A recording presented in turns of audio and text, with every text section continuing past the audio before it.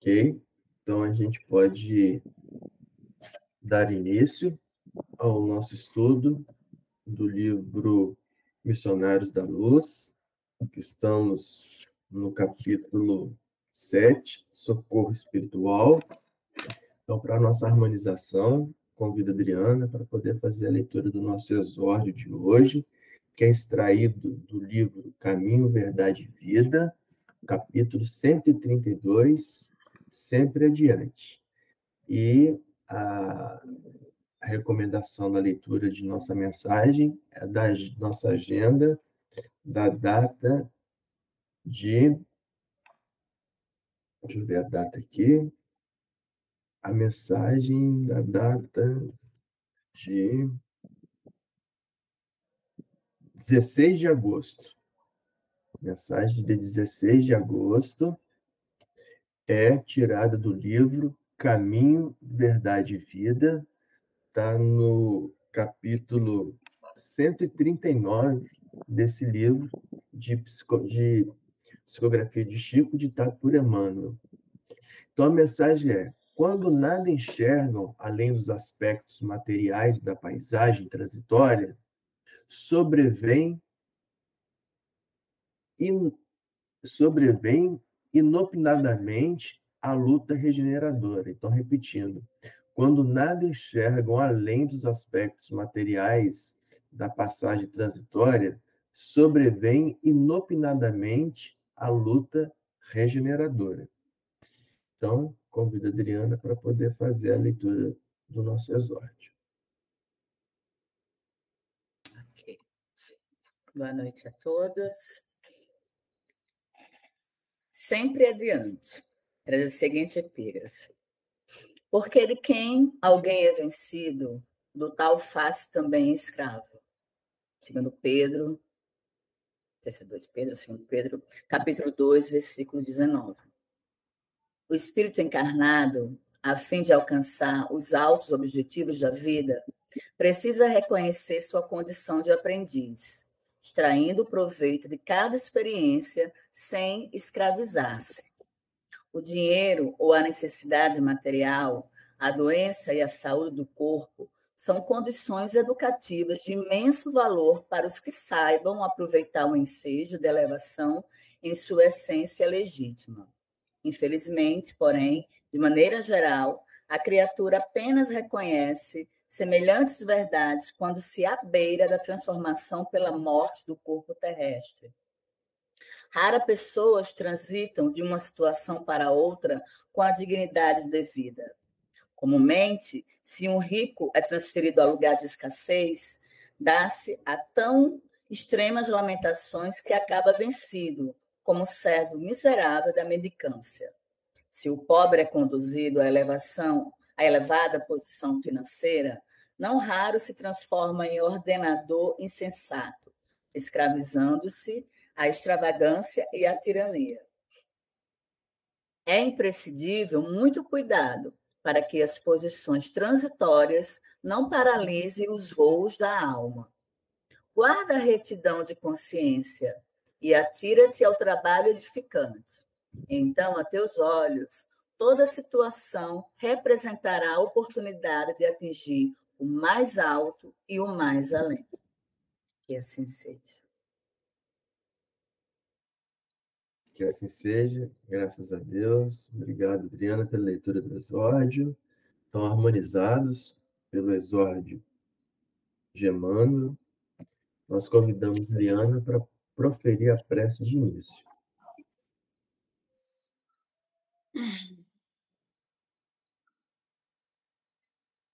Amado Mestre, gratidão por mais um dia de nosso encontro, que neste momento estejamos com nossos corações completamente abertos para recebermos as Tuas instruções, as Tuas palavras de amor e de caridade. Que cada palavra aqui proferida por aquele que comandará os nossos trabalhos venham de Ti, Mestre, e dos amigos espirituais que sempre nos assessoram, fazendo com que cada encontro seja um momento de edificação de nossa alma, que aprendamos aqui todas as lições e possamos utilizá-las em nossas vidas, trazendo de cada ensinamento uma maneira de melhorarmos a nossa experiência nesse mundo terreno. E neste momento, com os nossos lares, cercado pela luz que advém dos nossos irmãos espirituais, das mensagens que serão trazidas, que possamos transformar as nossas atitudes sempre em benefício do próximo, e seja esse momento de muita aprendizagem e de transformação de nossas almas. Que assim seja. Que assim seja, graças a Deus. Obrigado, Liana, pela prece de início. Então, podemos dar início ao recomeço do estudo do capítulo 7 do nosso livro Missionário da Luz, né? Então, sempre lembro que o estudo, ele é um estudo participativo, né? Então, é importante a participação de todos para que a gente desenvolva bem o estudo. Então, vamos lá. Nós paramos aqui na minha página, página 76. O item é o item 7.4. O parágrafo é: Antônio, mantenha-se vigilante. Nosso auxílio pede sua cooperação. Todos acharam? Ok? Joia. Ok. Lembrando que Antônio é o filho de Justina, né? E ele está com um acometimento sério por uma arteriosclerose cerebral, prestes a desencarnar, só que a Justina, sua mãe, pede por Alexandre para que Alexandre interviesse, proporcionando alguns meses a mais de sobrevida para que ele pudesse concluir a sua missão aqui na Terra. E é isso que Alexandre e André Luiz estão tentando realizar junto a ele. Então, Alexandre centraliza, né, todas as suas atenções nesse enfermo e solicita para que ele mantenha vigilante. Então, continuando. O moribundo, desligado parcialmente do corpo, abriu os olhos fora do invólucro da carne, então ele estava dormindo, né? Estava em desprendimento espiritual, dando a entender vagas noções de consciência. O instrutor prosseguiu. Você foi acidentado pelos próprios pensamentos em conflito injustificado, né? Então, Alexandre falando que ele foi acidentado pelos próprios pensamentos em conflito injustificável. Então, aqui nós paramos para poder fazer comentários e lembrando que o pensamento ele pode ser força construtiva, mas também pode ser força destrutiva. Aqui um exemplo clássico de Antônio como pensamento destrutivo, agredindo dia a dia, repetidamente, né? Nós, em comentários anteriores, nós falamos que os pensamentos, eles podem vir e virão pensamentos que não são positivos a nós, mas cabe a nós interferir nesses pensamentos e tentar bloqueá-los para que ele não se continue.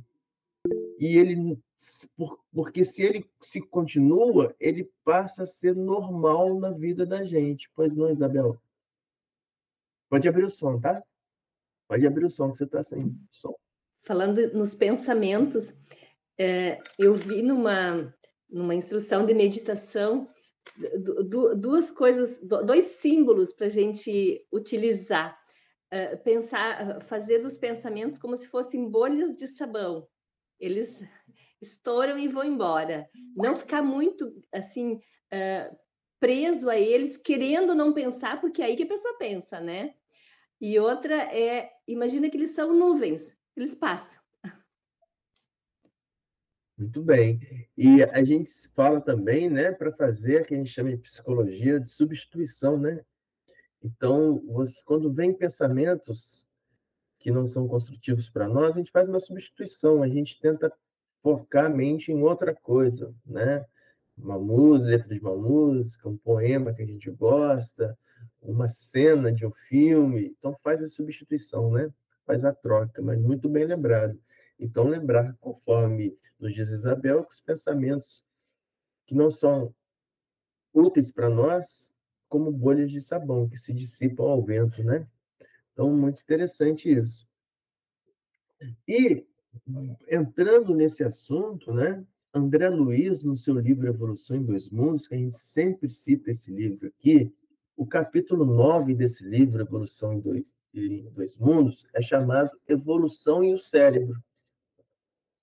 E é interessante, né, que nesse capítulo, Evolução e Cérebro, André Luiz ele destaca a importância de uma estrutura dentro dos nossos neurônios, que são chamados de corpúsculos de Nice, né?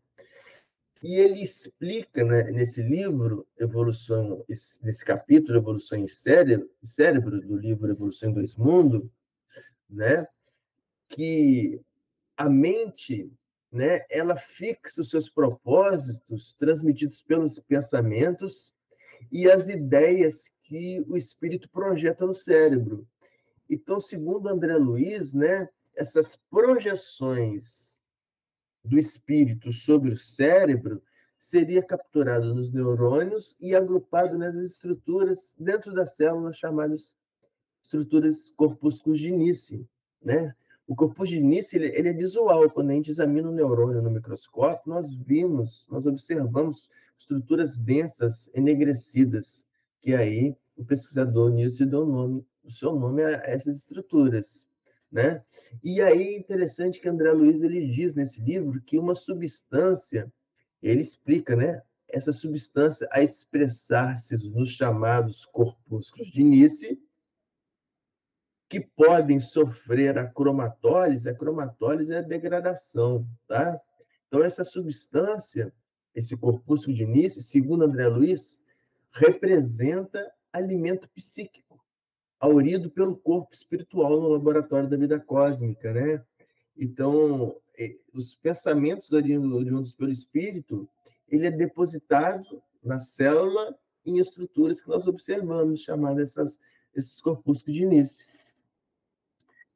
E é interessante que esses corpúsculos de Nice, que são encontrados no interior dos neurônios, ele foi descoberto lá no século XIX, em 1883, ainda no advento da doutrina espírita, né?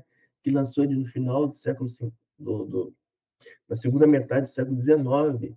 Então, esse corpúsculo foi descoberto junto ali com o advento da doutrina espírita por um alemão, Franz Nissl, né? Por isso o nome corpúsculo de Nissl.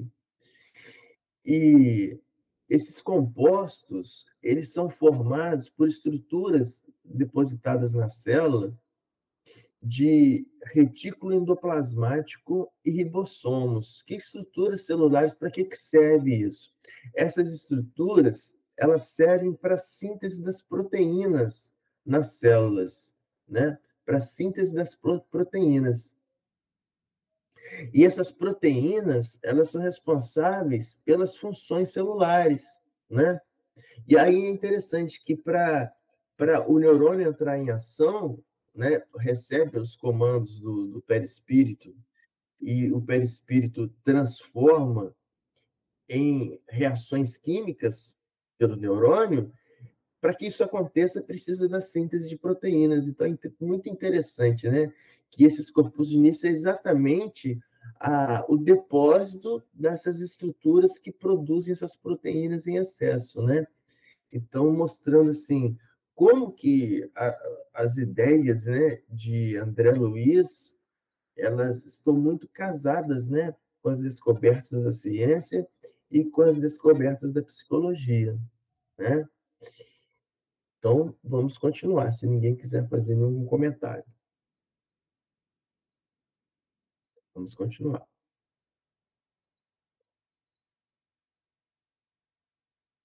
Então, dizia Alexandre, você foi acidentado pelos próprios pensamentos em conflito injustificável. Suas preocupações excessivas criaram elementos de desorganização cerebral, né? Então, veja, então, as preocupações excessivas. Então, nós vimos que o perispírito, ele projeta nos neurônios o que tem que ser sintetizado quimicamente, porque o nosso pensamento, ele é originado em respostas químicas das células, né? Em respostas químicas da célula. Se nós temos pensamentos desorganizados, né? Pensamentos de preocupações excessivas, né? Sofrem fluxo nos nossos neurônios de reações químicas resultante desse tipo de pensamento que nós temos que originar. Então, a gente vê que não são coisas boas para as nossas células. E aí, André Luiz, ele tem um outro livro chamado Sinal Verde. No capítulo 29 desse livro, Sinal Verde, é chamado de preocupações. E aí, André Luiz nos diz o seguinte: não se aflija por antecipação, porquanto é possível que a vida resolva o seu problema ainda hoje, sem qualquer esforço de sua parte. Então, para que preocupação? Pois é possível que a vida te resolva o seu problema ainda hoje. Mas se não resolver, não vai adiantar nada as preocupações excessivas, porque a resolução vai vir amanhã, ou depois da manhã, ou em tempo oportuno. Você se preocupando ou não. E é interessante que o nome preocupação é de pré-ocupação, né? Você se ocupar previamente antes de resolver algo que vai ser resolvido. Preocupar, ou seja, se ocupar anteriormente com pensamentos desorganizados, porque a preocupação é isso, é nós nos ocuparmos de pensamentos desorganizados que lesionam as nossas células. Então, André Luiz continua a mensagem nesse capítulo. Antes das suas dificuldades de agora, você já faceou, ou seja, você já arquitetou inúmeras outras dificuldades e já se livrou de todas elas com o auxílio invisível de Deus. Com ou sem preocupação. Continua André Luiz. Uma pessoa ocupada em servir nunca dispõe de tempo para lembrar injúria ou ingratidão. Disse um notável filósofo, continua André Luiz, entre aspas, uma criatura irritada está sempre cheia de veneno, fecha aspas. E podemos acrescentar, abre aspas, e de enfermidade também, fecha aspas. Então, André Luiz nos recomenda: trabalhe antes, durante e depois de qualquer crise. E trabalho garantirá sua paz. Geralmente, o mal é o bem mal interpretado. Em qualquer fracasso, compreenda que se você pode trabalhar, pode igualmente servir. E quem pode servir, carrega consigo um tesouro nas mãos. Por maior lhe seja o fardo do sofrimento, lembre-se de que Deus, que aguentou você ontem, aguentará também hoje. Então, que nós nos livremos das nossas preocupações desnecessárias, que nós não injuriemos as nossas células, e sim tratemos as nossas células com bons pensamentos, com bons eflúvios para o nosso organismo, né? Então, vamos continuar, se ninguém tiver nenhum comentário a fazer. Suas preocupações excessivas criaram-lhes elementos de desorganização cerebral. intensifique o desejo de retomar as células físicas, enquanto nos preparemos a fim de ajudá-lo. Então, aqui é interessante, né? Que Alexandre está falando para ele e para nós. Intensifique o desejo de retomar as células físicas, ou seja, intensifique o desejo de bem tratar as suas células, enquanto nos preparemos a fim de ajudá-lo. Né? Então, a espiritualidade, ela está conversando conosco aqui nesse momento, né? Então, a espiritualidade está nos dizendo, para que eu te ajude, é preciso que você se ajude também, né? Me ajude a te ajudar, né? Então, a espiritualidade está pedindo para nós não nos prejudiquemos com os pensamentos agressivos. Tente manter uma sintonia emocional de tal forma que facilite o trabalho da espiritualidade amigo que está aqui para nos apoiar. E é interessante que quando Alexandre fala, né, intensifique o seu desejo, né? Intensifique o seu desejo, porque desejo é força construtiva, né? Desejo é força construtiva. E aí nós nos lembramos de algumas passagens do Evangelho do Cristo que mostra, né, as pessoas próximas ao Cristo demonstrando ao Cristo o seu grande desejo de ser curado ou de proporcionar cura para alguém. É o primeiro início. É você demonstrar esse desejo de querer ser melhor, de querer ser curado, né? Por isso que ele fala, Alexandre, que intensifica esse desejo, né? E aí nós nos lembramos do capítulo 8 de Mateus, que está nos versículos, entre o versículo 5º e o versículo 13º, em que Mateus relata um centurião procurando Cristo, né? Então, aquela passagem que nós conhecemos. Então, o centurião, quem que é o centurião?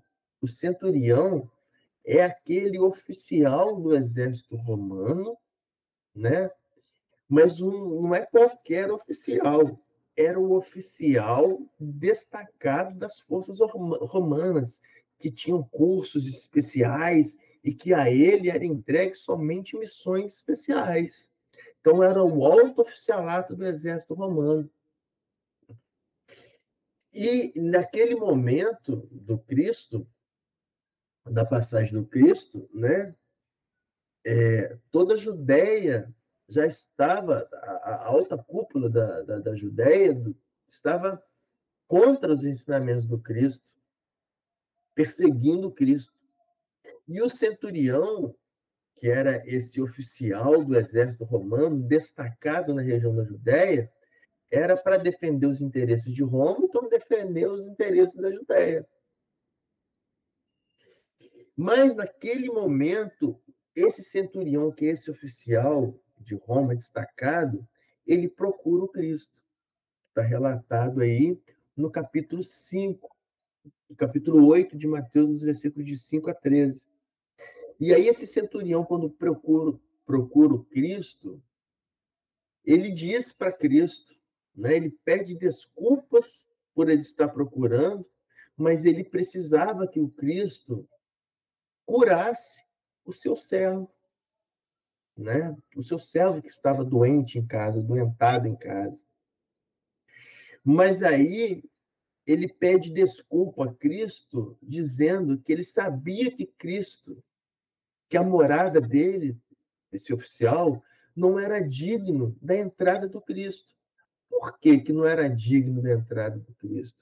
Porque ele sabia que ele desenvolvia as atividades que eram contrárias aos ensinamentos do Cristo, né? Mas aí o centurião fala para o Cristo, mas, mestre, eu tenho certeza, né? Assim como eu posso dar ordens para os meus comandados, dizer para eles, venham e eles vêm, e dizer para eles, vão e eles vão, eu tenho certeza que o Senhor também, por sua palavra, o Senhor pode dar uma ordem e meu servo ser curado sem o Senhor entrar na minha casa. E aí Cristo, né, mostra para os seus discípulos o poder da vontade desse centurião de curar o seu servo. E aí Cristo mostra para os discípulos que o poder da vontade dele curou o servo que estava à distância. E ele vira para o centurião: pode retornar para sua casa, porque o seu servo já está curado. A sua vontade o curou, que é a fé, né? A fé é isso daí, essa vontade, né, que nós temos, que nós podemos exercer dentro de nós. Então, é essa vontade que Alexandre fala para esse adoentado, né, e para nós, né? Fala para esse adoentado e fala para nós: intensifique o seu desejo. E aí nós lembramos também uma outra passagem agora de Marcos, capítulo 5 de Marcos, versículos 22 a 43, que Jesus cura a filha de Jairo. Então, nesse capítulo 5 de Marcos, relata então Jesus realizando curas e um homem que é descrito no Evangelho como o principal da sinagoga. O que é o principal da sinagoga? Né? Sinagoga eram os templos judaicos. Né? E aquelas pessoas que trabalhavam na sinagoga, os principais administradores da sinagoga eram conhecidos como os principais da sinagoga. E relata no capítulo 5 de Marcos que o principal da sinagoga, Jairo, procura Cristo, rogando que Cristo ajudasse, né? Se prostra nos pés do Cristo, pedindo para que Cristo ajude, né, a curar sua filha. Segundo ele, a sua filha estava à beira da morte, né? Estava à beira da morte.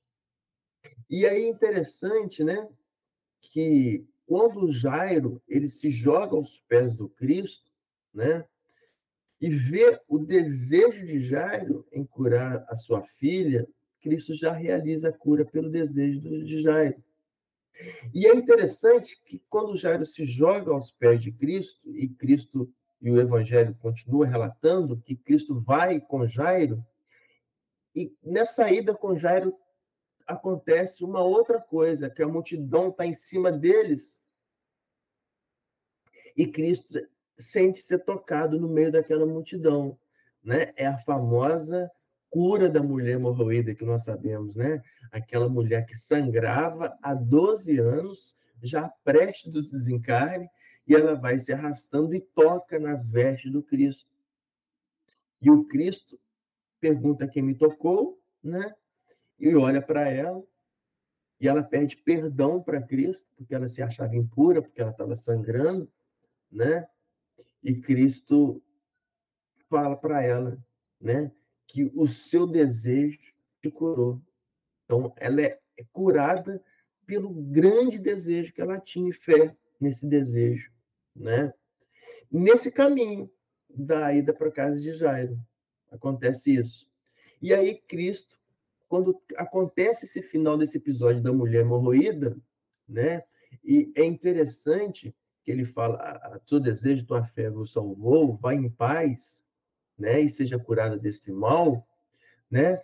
Continua Marcos dizendo que, estando ele ainda falando isso, chegaram alguns do principal da sinagoga. Que alguns do principal da sinagoga? Alguns que trabalhavam com Jairo, que era o principal da sinagoga. A quem disseram, né? Disseram para o Jairo: a tua filha já está morta. Para que enfadas mais o mestre? Né? Falando para Jairo. Falando que a filha dele já estava morta. Mas Jairo acreditava na sua fé, no seu desejo. E Cristo vai para a casa de Jairo, né? Ele entra sozinho na casa de Jairo, a filha dele estava, e Cristo vai e faz a filha dele se despertar da morte, né? E sai com a filha de Jairo desperta. Então, essas passagens refletem, né, Cristo testificando, testemunhando o poder da vontade, o poder da fé. A fé é essa vontade expressa, né? Então, segundo Alexandre, intensifique o seu desejo que você traz dentro de você. Cada um de nós tem um desejo, que nós intensifiquemos esse desejo que nós trazemos no fundo, para que realmente ele seja operado e facilitado através dos nossos irmãos espirituais que estão aqui hoje, presentes, ao lado de cada um de nós. Ok? Alguém tem algum comentário? Não? Então vamos continuar. Está todo mundo quietinho, todo mundo tímido. Vamos continuar. Então, intensifica o desejo de retomar as células físicas, enquanto nos preparemos a fim de ajudá-lo, né? Então, isso é muito importante. Este momento é decisivo para as suas necessidades. Então, Alexandre ainda enfatiza para nós, hein? Intensifique o seu desejo. Este momento é decisivo para as suas necessidades, para as nossas necessidades. Então, aquele desejo que nós trazemos. Cada um de nós aqui, intensifiquemos esse desejo, porque ele é importante para essa nossa necessidade ser realizada. A força da fé em nosso desejo. O interpelado não respondeu, mas, André Luiz relatando, observei que Antônio compreendera a advertência. Antônio é o filho de Justina, esse adoentado. Compreender a advertência no imo das forças da consciência, colocando-se em boa posição para colaborar em favor de si mesmo. Em seguida, o orientador iniciou complicadas operações magnéticas no corpo inanimado, ou seja, no corpo sem movimento, ministrando energias novas à espinha dorsal, né? Então, o orientador iniciou complicadas operações magnéticas, ministrando energias novas à espinha dorsal. O que é isso?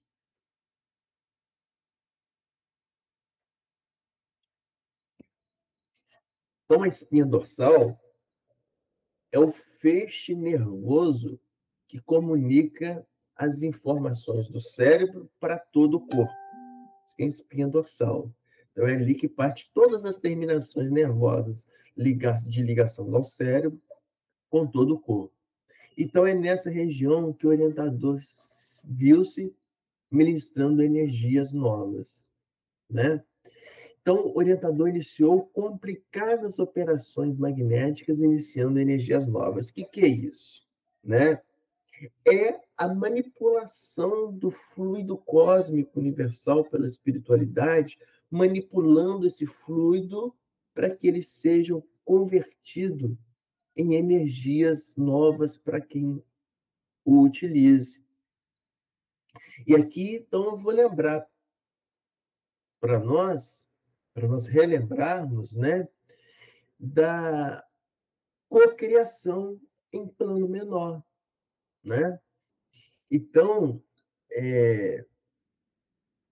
Kardec e a espiritualidade nos ensinam que nós temos o fenômeno da criação em plano da criação divina, né? Deus criando tudo, o universo, seres, e o processo da cocriação, onde Deus atribui à espiritualidade a faculdade também de criar, através da manipulação do fluido cósmico universal. E aí a gente lembra que o fluido cósmico universal é a respiração de Deus, é o feixe nervoso do Criador, né? Então, é esse fluido que nos envolve. Então, a espiritualidade, ela tem essa propriedade de manipular esse fluido derivado do Criador para nós. Aqui eu quero que nós intensifiquemos o estudo, porque fluido cósmico universal nós temos que entender muito bem, porque é a base para muita coisa dentro da espiritualidade. Kardec, no livro A Gênese, no capítulo 2, o capítulo 2 da Gênese, ele é intitulado Deus. Os itens 24 a 27 fala um pouco desse fluido, para nós melhor entendermos. Nessa parte, Kardec nos diz que seja ou não assim no que respeita ao pensamento de Deus, isto é, quer o pensamento de Deus atue diretamente ou por intermédio de um fluido cósmico universal, representemo-lo para facilitar nossa compreensão sob uma forma concreta de um fluido inteligente, preenchendo o universo infinito e penetrando todas as partes da criação.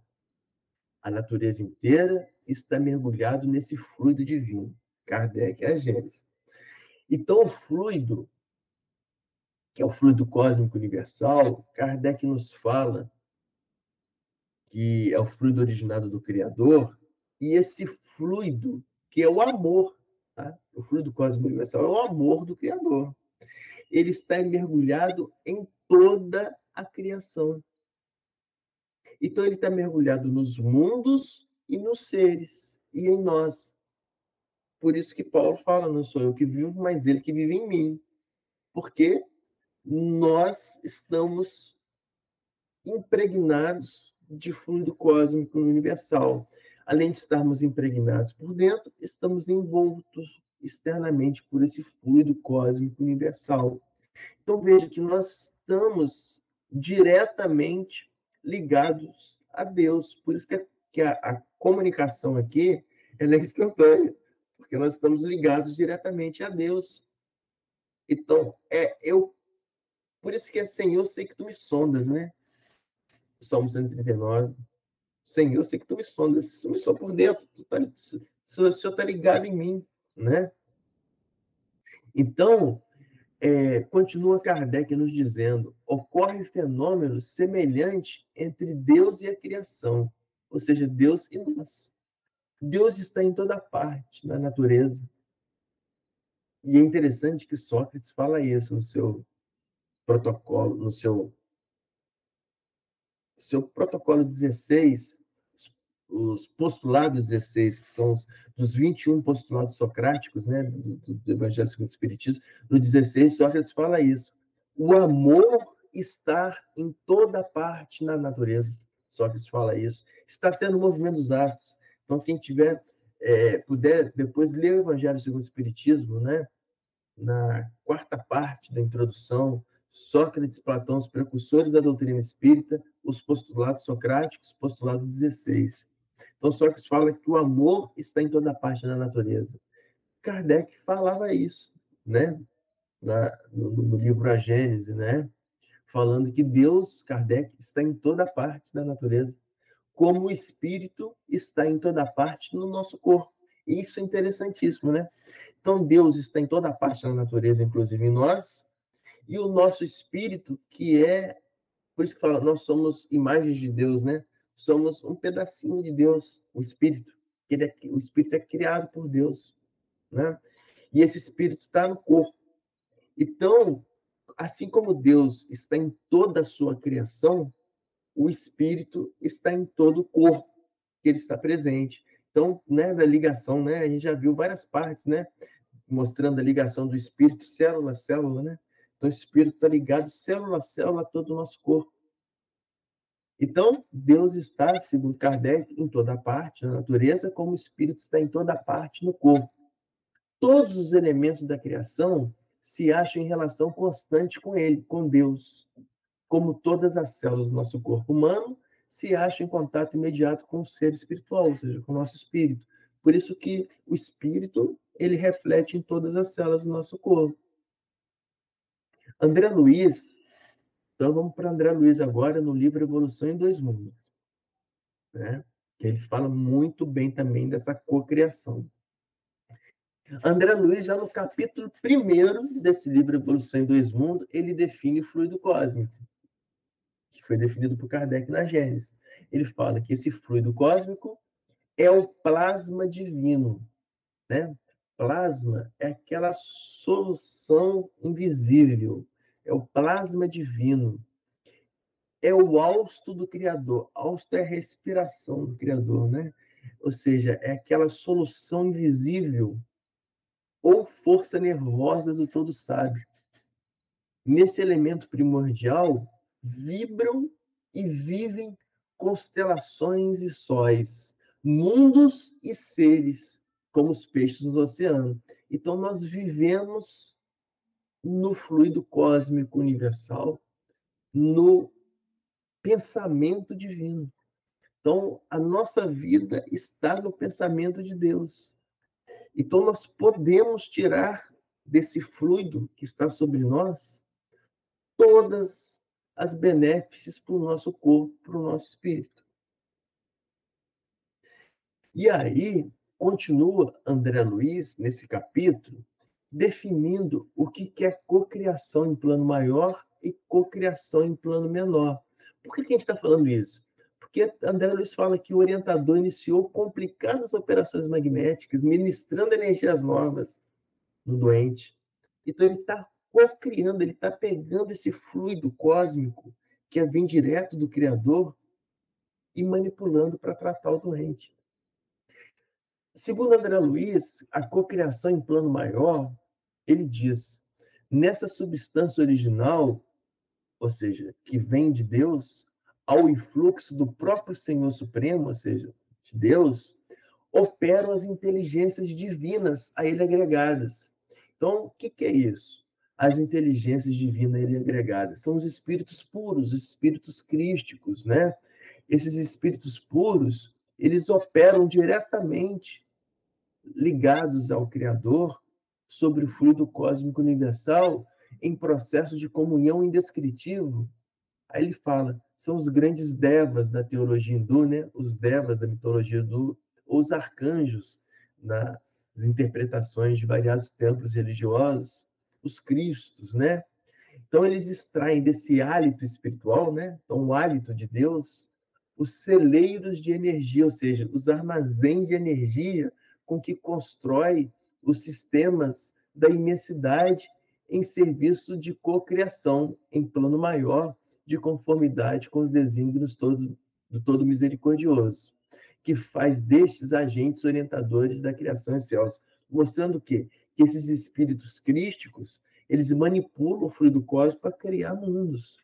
Por isso que todo Criador deu a Cristo, Jesus Cristo, a capacidade de criar a Terra, manipular a Terra, criar a Terra e governar a Terra.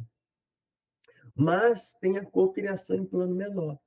E aí André Luiz fala, em análogo alicerce, as inteligências humanas que ombreiam conosco, ou seja, que ombreiam com a espiritualidade, utilizam o mesmo fluido cósmico em permanente circulação no universo para a cocriação em plano menor, assimilando os corpúsculos da matéria com a energia espiritual que lhe é própria. Ou seja, nós conseguimos assimilar os recursos da matéria, nós encarnados, e conseguimos transmitir essa energia manipulada para os outros pacientes, né? Então, a cocriação em plano maior e plano menor. Então, é isso que Alexandre estava fazendo. Ele estava ali manipulando esse fluido, obtendo a energia do fluido cósmico para ministrar diretamente na espinha dorsal daquele paciente, para comunicar a todo o organismo daquele paciente aquela cura que ele estava simbolizando. Ainda para a gente continuar essa conversa, e para terminar essa conversa de cocriação em plano maior e plano menor, né, fluido cósmico universal, né? Voltamos para o livro A Gênese, agora no capítulo 14, no item 14, onde Kardec nos fala que os espíritos atuam sobre os fluidos espirituais, não manipulando-os como os homens manipulam os gases, mas empregando o pensamento e a vontade. Olha a vontade, né? Por isso que fala lá o orientador, né? Para exercer, né, o controle sobre a vontade, né? Primeira coisa. Então, os espíritos eles podem atuar sobre esse fluido cósmico empregando o pensamento e a vontade.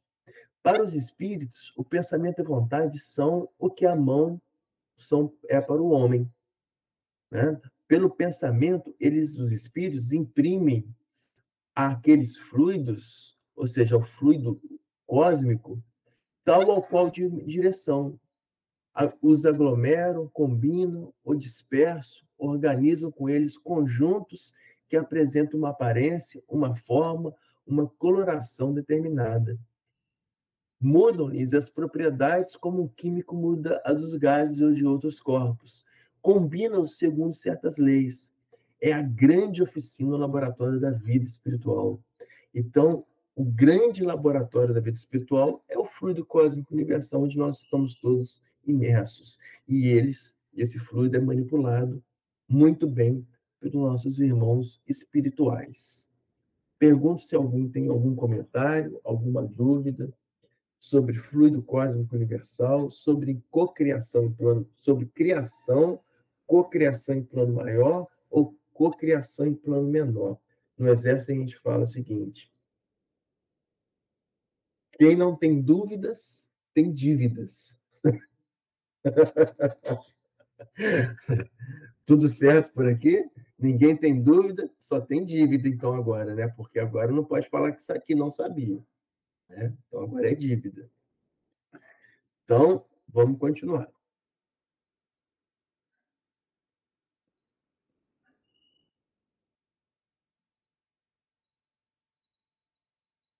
Decorridos alguns instantes, colocou a destra ao longo do fígado e mais tarde, demorando-a no centro, no cérebro físico, bem à altura da zona motora.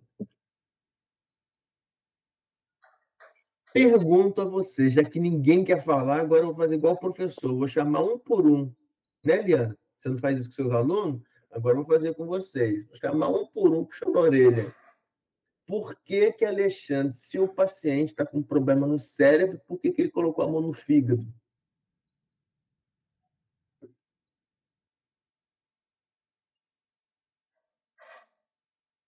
Nesse momento, um silêncio avassalador. Não é Pode um abrir caso o som. onde as emoções, Oi? não seria o fígado, não é onde processa as emoções, o alimento, tudo se processa no fígado? Isso. Vamos lá, muito bem, Isabel. Alguém quer fazer algum complemento?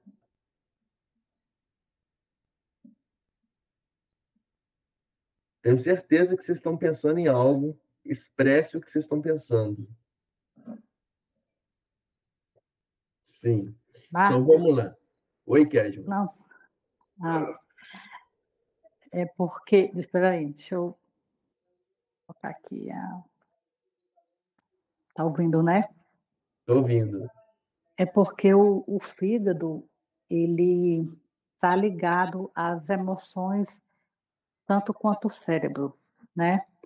A mágoa, a irritabilidade, a tristeza. Então, o fígado, ele está ligado também. Ele sente as mesmas coisas que o cérebro. Muito bem, Kedma. Muito bem, Isabel, né? Nas colocações. Também, Marco, além disso, o fígado, peraí, Tele, ele é fundamental para o funcionamento do organismo, né? Eu tinha uma vizinha, muito amiga da gente, que ela desenvolveu um problema no fígado, uma cirrose. Não, ela não bebia, acho que foi medicamentosa, não sei, alguma coisa nesse sentido.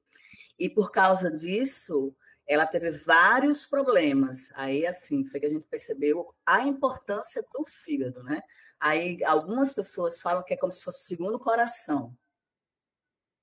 Tamanha a importância que tem esse órgão. Isso. Tudo bem. Alguém tem mais algum comentário para falar? do fígado? Ah, tem mais uma coisa do fígado que eu me lembrei. Ele se recupera, ele se regenera.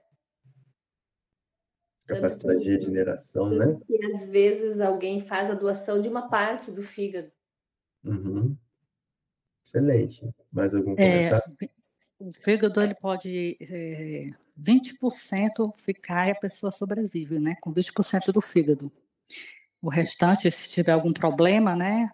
Algum tumor, alguma coisa maligna, se puder retirar 80%, com os 20%, a pessoa sobrevive normalmente. Muito bem. Mais algum comentário? Tá. Então, vamos lá. O fígado, fisicamente, né, ele é o órgão biotransformador do organismo. O que é isso? O órgão biotransformador do organismo. Todas as substâncias têm que passar pelo fígado, ou para poder ser utilizada pelo nosso organismo, ou para poder sofrer um processo de uma transformação para que ela possa ser excretada. Alguma coisa, Kelly? Algum comentário? Não, não, Não? Tá. desculpa. Tá. Então, para poder ser... Então, o fígado é o órgão biotransformador do organismo. Então, tudo passa por ele. Todas as matérias, né, passa por ele. Se eu, na minha alimentação, né, se eu ingerir alguma coisa que é prejudicial para o meu organismo, tem que passar pelo fígado, para o fígado transformar aquela substância para poder excretar. Então, a primeira coisa é isso, né? Então, essa é a parte principal que todo mundo falou, né? O fígado é um dos principais órgãos do corpo. Mas se o fígado ele transforma as coisas ruins, materiais, para poder ser jogado fora, nós podemos extrapolar que o fígado também transforma as más energias para poder ser convertida em boas energias. Então, essa função hepática. Energeticamente, o fígado é catalisador de emoções. É o centro catalisador de emoções. Ou seja, o que significa isso? Se eu sou uma pessoa extensivamente preocupada, eu sobrecarrego sobremaneira o meu fígado. Porque é ele que é capaz de captar essa energia e depurar essa energia. Ou seja, transformar essa energia ruim no meu fígado. Por isso que na medicina chinesa, né, o fígado é a fonte das emoções. Você está com um problema, você vai tratar o fígado, né? Você está com um torcicolo, uma cervicalgia, uma dor cervical, você vai no acupunturista, ele vai funcionar o ponto do fígado, energético do fígado. Por quê? Porque essa cervicalgia está se relacionando com sua preocupação excessiva que você está tendo, sobrecarregando o fígado. Então, ele vai tratar o fígado para tratar essa cervicalgia. Então, é por isso. E no caso de Antônio, o que ele fazia? Ele levava para casa os excessos de preocupação descabida, no momento que à noite ele tinha que descansar. Então, ele dava asas às preocupações. Ou seja, ele sobrecarregava o fígado. Então, o fígado dele estava sobrecarregado, ele não conseguia depurar mais aquelas energias ruins em excesso. Então, para a doutrina espírita, também o fígado ele é relacionado a isso, viu? Com a depuração dessas emoções. Tem um médico, psicoterapeuta e autor, né? Ele é médico, psicoterapeuta e autor alemão, chamado Rüdiger Dahlke. Rüdiger Dahlke. Ele nasceu em 1951 e desencarnou em 2020, ou seja, né? Viveu aí os seus 69 anos, né? Então, ele lançou um livro porque ele ficou muito famoso, né, na área da medicina psicossomática, esse médico alemão. O que é isso, medicina psicossomática? É uma medicina que estuda como que o corpo todo reage às emoções, né? Psicossomática, né? O pensamento desequilibrado vertendo sobre o corpo. Então, no livro dele, ele tem um livro interessantíssimo chamado A Doença como Caminho, né? Então, a doença mostrando o nosso caminho, como que a gente deve nos melhorar, né? Porque toda doença reflete um excesso, né? Então, a doença como caminho. E aí ele fala nesse livro, né, a importância do fígado no plano psicológico e a relação dele com o plano espiritual, né? Isso. O fígado, a relação do fígado no plano espiritual. Então, aquele espírito excessivamente preocupado, né, denso, ele reflete isso tudo na parte energética do fígado, sobrecarregando o fígado, né? Então, ele relaciona as várias doenças hepáticas com as emoções, frustrações, ressentimentos, né? Então, por isso que Alexandre vai e coloca a destra ao longo do fígado de Antônio, para poder desobstruir um pouco o fígado, para que esse fígado tivesse condição de tratar um pouquinho aquele enfermo por alguns poucos meses de sobrevida dele. Pois não? Sou eu. Pode falar. Olha, esse autor, ele tem 2 livros. Um é esse, A Doença Doença esse aí, A como Doença Caminho, do Caminho. e o outro é a Doença como fui, Símbolo. Malu, é que eu fui através do sono na sua biblioteca e falei assim, vou citar esse livro da Malu. E, inclusive, esse aqui é um livro que eu consulto muito, muito. E A Doença como Símbolo é outro livro dele. Tá? Uhum. Estou fazendo propaganda do médico, mas é muito bom. Tudo que você quer saber, o que você sente, o fígado, o pulmão, tudo está aqui. Gente, olha, Bacana. comprem, que vale a pena. Bacana. Então, assim, não combinei com a Malu, não, viu? Não combinou, não. E a Malu Mas já sacou da mão aí o livro ali. Com todas as minhas dúvidas, eu venho aqui consultar. Bacana. Então, nesse livro aí, né, ele fala sobre o fígado como esse órgão, né, manipulador das emoções do corpo, né, na tentativa de detoxificar as emoções, tá bom? Então, vamos lá. Se ninguém tiver nenhum comentário a mais, a gente vai continuar. Alguém tem algum comentário para fazer? Não?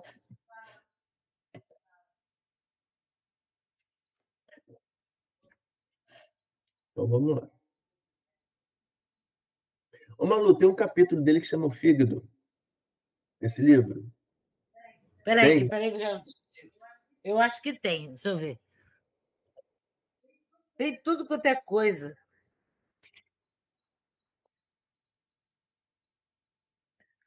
O Guto apagou a luz aqui. Não, tá bom, é só para. Tem o sistema imunológico, respiração, digestão, os órgãos do sentido, especificamente o fígado não tem, mas Não, o fígado está dentro da digestão. Da digestão. Isso, o fígado está dentro da digestão ali, tá bom. Aí o capítulo é bem legal. Se alguém quiser dar uma olhadinha, tá? Eu empresto. Só ver dentro da digestão. Como eu me tratei a vida inteira com homeopatia, só depois que eu tive problema cardíaco, que infelizmente não existe homeopatia para o coração, mas eu vim aqui, tudo eu consulto aqui. Tudo. Muito bem. Então vamos lá. Então vamos continuar.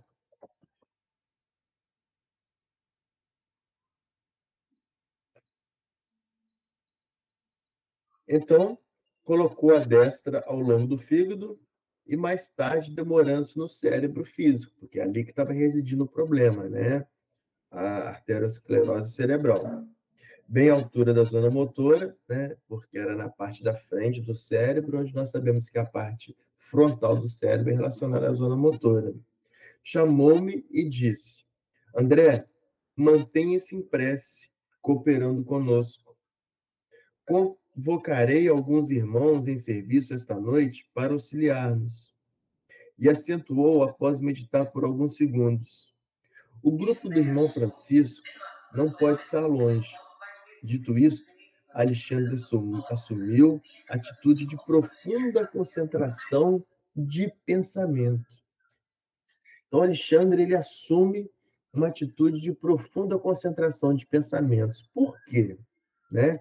Porque o pensamento é a forma de comunicação dos espíritos.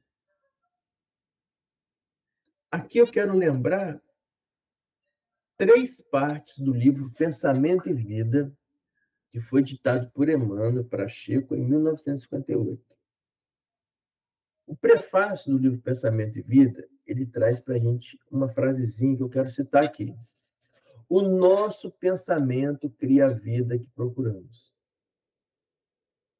Vamos voltar para o caso de Antônio, né? Antônio excessivamente preocupado, com preocupações descabidas, deixa bem claro isso, preocupações descabidas, repetidas vezes, e ele vai agredindo o seu fígado por essas emoções mal concebidas, e chega um momento que ele desenvolve uma aterosclerose cerebral. O nosso pensamento cria a vida que procuramos. É isso. Vou dar o exemplo que eu sempre dou do jardim florido dos pacientes lá do laboratório. Não tinha nada, não existia nada. E aí nós pensamos, melhor, nós aprendemos com os irmãos espirituais que nas colônias espirituais, as primeiras observações flores maravilhosas embalsamando o ar, né? E aí nós pensamos, poxa, se nas colônias espirituais os espíritos relatam que o que os faz primeiramente sentir bem é a presença daquelas flores, por que a gente não coloca flores no caminho dos pacientes? Então, o pensamento, a vontade e a criação. Então, nós criamos um jardim florido.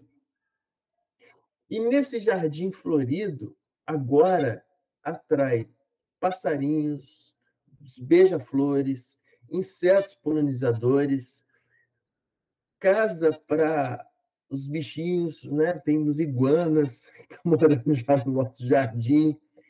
Então, gente, o pensamento cria a vida que procuramos. E quando a gente passa por aquele jardim criado por nós mesmos, nós recebemos o tratamento daquelas flores, daquele ambiente que o nosso pensamento criou. O pensamento cria a vida que procuramos. Então, por que nós não insistimos em criar coisas belas para nós através do pensamento? Né? Então, o primeiro conselho de Emmanuel para a gente é isso. O pensamento. Nosso pensamento cria a vida que procuramos, nesse livro. Está no prefácio. Depois do capítulo 2 desse livro, chama Vontade. E ele fala para a gente que o pensamento é força eletromagnética. O pensamento é força eletromagnética. Então, Alexandre, ele vai e assume atitude de profunda concentração de pensamentos. Então, Alexandre está criando para si, né, todo um ambiente salutar ali em volta, porque o pensamento é força eletromagnética. Então, ele assume atitude de profunda concentração de pensamento.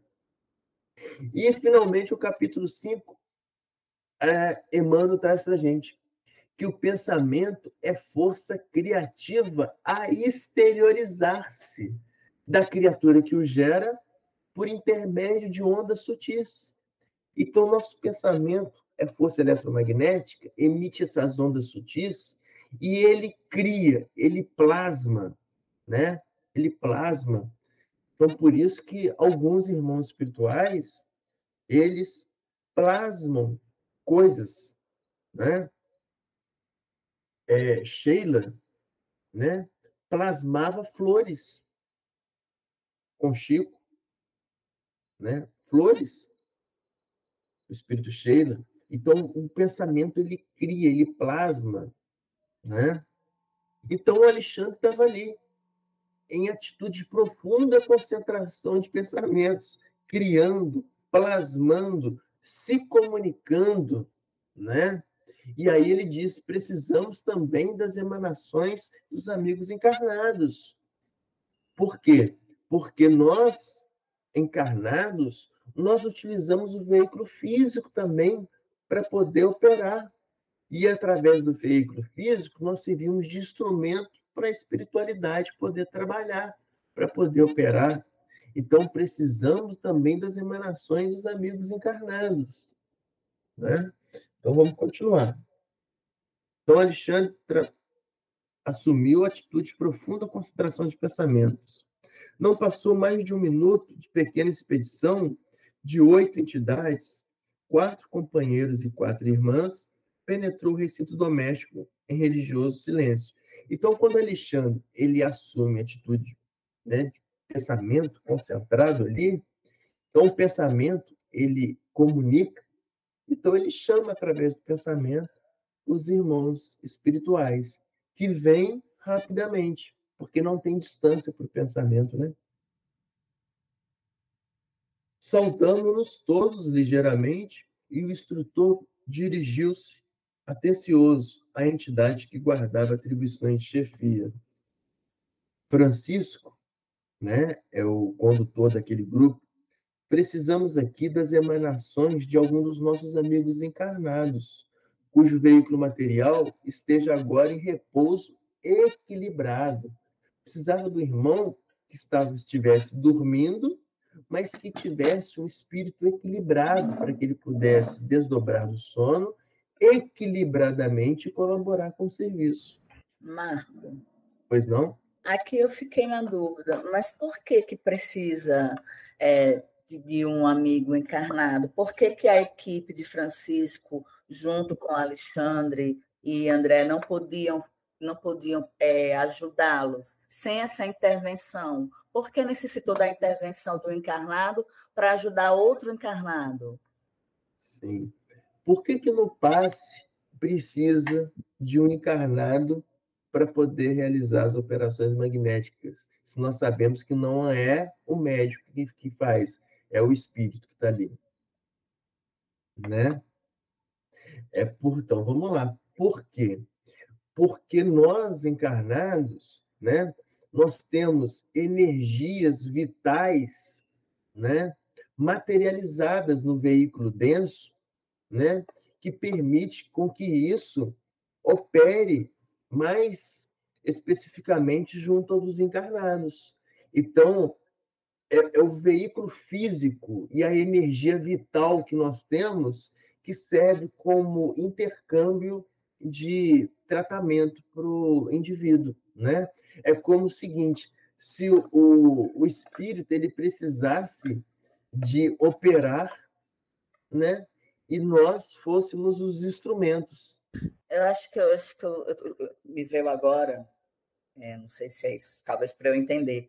É como se fosse assim, que devido à questão realmente de energia, de elevação espiritual, ele não está no mesmo plano que Alexandre que os demais, né? Então não teria como ele também receber essa energia vindo de lá totalmente. Talvez não conseguisse, como se fosse um empecilho, uma barreira nesse sentido. É como se fosse um filtro, né? Isso, um filtro para que a energia mesmo dos irmãos espirituais cheguem aos irmãos encarnados. Exatamente, muito bem colocado, entendi. né? Tanto foi Então, a gente pode Obrigada. interpretar como um filtro mesmo, É um né? filtro, isso mesmo. E aí eu digo como se fossem instrumentos cirúrgicos, né? Uhum. Ele precisa de ter instrumentos para poder manipular ali. Nós somos esses instrumentos cirúrgicos, né?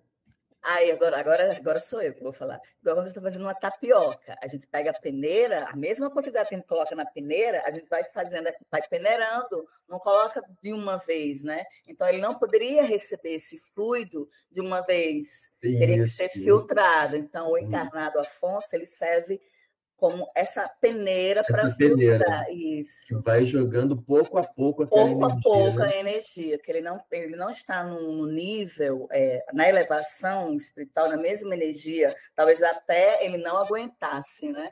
Que ele já estava bem fraquinho. Acho que é Isso. isso. Então é para isso, né? Nós necessitamos dos encarnados ali para essa transmissão dessa energia, e muito bem lembrado para Adriana, né? Mas assim, eu até vejo, Adriana, como encarnado como um conversor de energia, entendeu?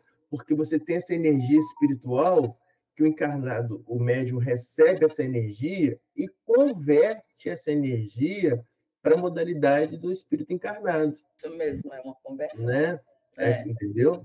Uhum. Então é uma conversor de energia. Tudo bem, gente? Okay? Igual um transformador que transforma um transformador. 220 para 110, né? né? Transformando 220 para 110. Muito bem, Isabel. Muito bem lembrado. É um transformador. Muito bom. Então, é isso daí. Né? Então, precisamos aqui das emanações de alguns dos nossos amigos encarnados.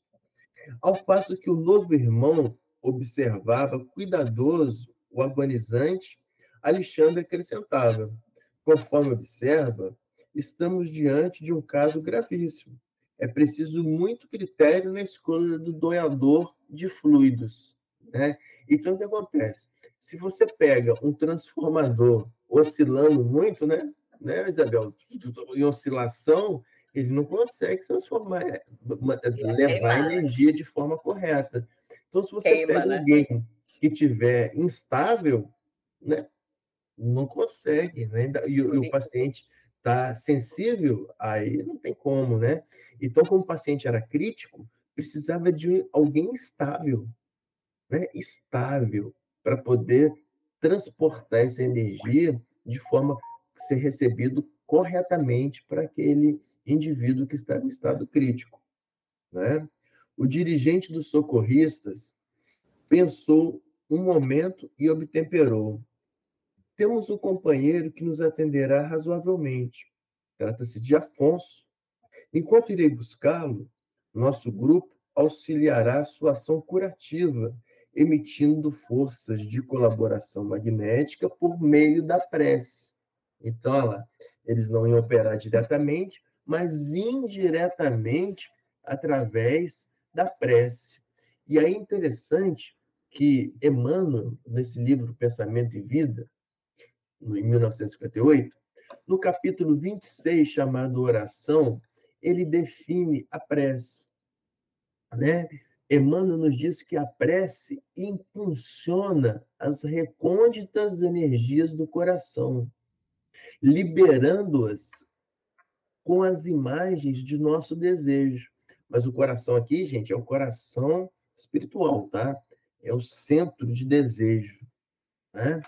Então, a prece impulsiona as recônditas energias do coração, libertando-as como imagens de nosso desejo por intermédio da força viva e plasticizante do pensamento, ou seja, a força plástica do pensamento criadora, né? Então, ele cria essas imagens e continua Emmanuel.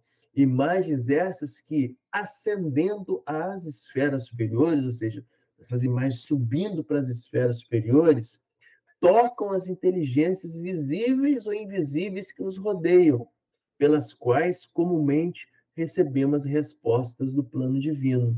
Porquanto o Pai Todo-Poderoso e Todo-Bondoso se manifesta igualmente pelos filhos que se fazem bons. Né? Então, o efeito fabuloso da prece. Ela cria as imagens, eleva essas imagens à espiritualidade amiga, e a espiritualidade amiga, através da conexão com todo o Criador, converte para nós, né, aquilo que nós necessitamos. Ok? Alguém quer fazer algum comentário? Não? Então tá. Então vamos continuar então.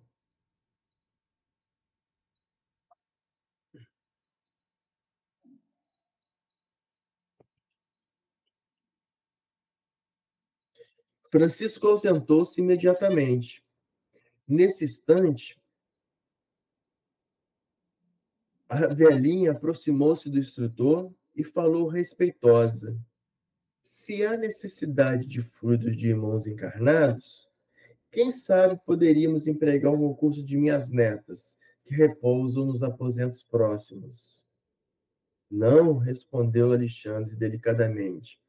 Não atenderia às exigências em curso. Precisamos de alguém suficientemente equilibrado no campo mental, né? Aquilo que nós comentamos. O paciente estava crítico, delicadíssimo o estado dele. Precisava de receber energias, mas uma energia muito bem tratada. Então, precisava de irmãozinhos estáveis espiritualmente. Então, não poderia, porque estava a senhora Antônia ali, né? Justina estava ali, e Justina falou, não, por que não pode ser minha netinha que está encarnada aqui no quartinho do lado? Não, precisa de alguém especial, alguém equilibrado espiritualmente. Então, eles vão por isso que buscaram Afonso, né? Que era essa pessoa que já estava acostumada com esse trabalho, né? E tinha um equilíbrio formidável. Não poderia ser as filhas dele, né? As netas dela seriam as filhas de Antônio, né? Elas não teriam condições de fazer esse atendimento, né? Mesmo porque não poderia, porque elas não estavam equilibradas. Então, equilibradas. Né, espiritualmente, né? Não, porque agora eu lembrei, Grey's Anatomy, nada a ver, que o parente não pode, né, fazer a operação. Se eu chego lá, eu sou sua parente, eu sou irmã, você vai me operar, você não pode fazer. Porque né, você se envolve emocionalmente. Se envolve emocionalmente, né? Não pode, né? Isso. Envolve emocionalmente. Não é que não pode, né? Não se recomenda. Não é ético. Não, é ético, sim. É ético? Tá? É ético. Só não se recomenda, não se aconselha. Por que é ético? Porque eu tenho um amigão meu, um otorrinolaringologista, o filho dele, né, estava com um problema auditivo, teve que ir para UTI, né, e tinha que fazer uma cirurgia muito delicada no canal aqui em Natal. E esse meu amigo é um dos melhores otorrinolaringologistas que tem na região. Ele falou assim, não, quem vai operar meu filho sou eu. Eu vou operar. E ele foi para o centro cirúrgico, o filho dele foi para o centro cirúrgico, ele operou, fez a cirurgia e tal. Graças a Deus o menino recuperou bem, entendeu? Então, é ético, né? Não se aconselha, por quê? Porque tem pessoas que não, né, se abalam emocionalmente. Eu acho que eu não teria condição emocional. Eu não tenho condição emocional de tirar sangue do meu filho. Tirar sangue do meu filho, eu sou bioquímico, hein? Não tiro, né? Não tenho condição emocional. Então, é por isso que não se recomenda. Tá bom, tá certo. Joia? Então, podemos parar por aqui hoje, né? Pergunto se alguém tem algum comentário a mais para poder fazer. Alguma dúvida que ficou do Ia estudo? só aqui acrescentar, né, que em relação aos animaizinhos, né, os médicos veterinários que fazem cirurgias, né, eu conheço alguns e o meu filho está dentre eles, ele opera todo cachorrinho, todo gatinho, todo bichinho, mas ele não opera os cachorros dele. Pois é. Ele não tem condições emocionais. Ele falou, não, eu nem assisto. Foi um cachorro dele, foi fazer uma cirurgia, né, um canicorso, macho. Ele não teve condição de ficar dentro da sala para assistir. Mas ele operou o cachorro do cirurgião, grande cirurgião amigo dele. Um excelente cirurgião, que ficou com um cachorro doente, né, um Doberman, quem operou foi meu filho. Mas o cachorro dele, ele disse, eu não tinha condições de ficar da sala para ver. Então, assim, falando da questão dos animaizinhos também, né? Tem cirurgiões que não conseguem operar o seu próprio bichinho, né? Ou seja, é emoção, né? Quando a emoção fala mais alto, aí não tem como. Eu dou injeção nos meus filhos, eu tiro o sangue. Eu prefiro eu cuidar, eu fazer. Pois é. Aí tem, né? Assisto as minhas cesarianas, meus filhos eu ia ter. Quero olhar. Eu via tudinho. Eu consigo, né? Pois é, eu Cada um. não tenho estabilidade emocional para, né, interferir assim. Assisti todos os meus filhos nascerem. Tudo bem. Alguém tem algum comentário a mais? Tudo certo? Tá bom. Vamos marcar. Onde é a frase que parou, Marco? Paramos em. Não respondeu Alexandre delicadamente. Não atenderia tá. os José em curso, tá? Tá. Então, como o Malu está com o som ligado, eu convido a Malu para poder fazer a prece final. Pode ser, Malu? Pode. Vamos Pode lá. sim. Então, vamos fechar os olhos, agradecer ao Pai por essa aula maravilhosa e vamos rezar a oração que o Pai nos ensinou. Meu Pai nosso, que estás no céu, santificado seja o vosso nome, venha a nós o vosso reino, seja feita a vossa vontade, assim na terra como no céu. O pão nosso de cada dia nos dai hoje, perdoai-nos as nossas ofensas, assim como nós perdoamos a quem nos tem ofendido, e não nos deixeis cair em tentação, mas livrai-nos do mal. Assim seja. Graças a Deus. Assim seja, graças a Deus. Obrigado, Malu, pela prece final. Eu vou digitalizar a partezinha do fígado e vou botar no grupo. Bacana, bacana. Obrigado a todos pela participação. Coloca o nome do autor. Oi? É o nome alemão, Rutger, alguma coisa, depois eu olhava. Eu ponho lá. Obrigada. O Guto, estou sentindo sua falta, viu, Guto? Nos estudos. Ele estava aqui, agora foi para lá. O Guto está quietinho. Eu estou aqui, sim. É que eu uso um computador para fazer a gravação e vou assistir do outro lado. Pois é, o seu som está excelente, viu? Eu acho que eu consegui amenizar alguns problemas fazendo isso. Tá? Excelente. Então, tá bom. Então, até a próxima estudo. Então, até a próxima quarta-feira. Um abraço a todos. Boa Excelente. noite. Boa noite a todos. Boa noite.